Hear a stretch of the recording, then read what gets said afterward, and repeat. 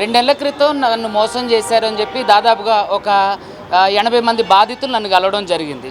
ఏంటంటే దేనికి సంబంధించి అని అంటే మైక్రో ఫైనాన్స్కి సంబంధించి.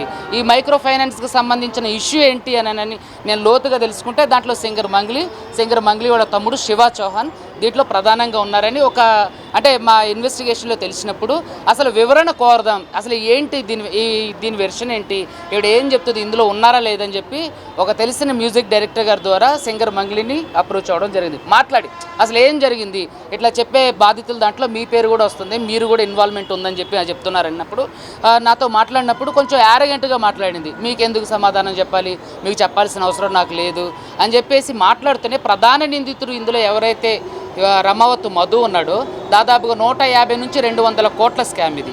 ప్రధాన నిందితుడు ఎవరైతే రమావత్ మధు ఉండో వాడిని లైన్లో తీసుకొని ఇవిడ మాట్లాడించడం జరిగింది.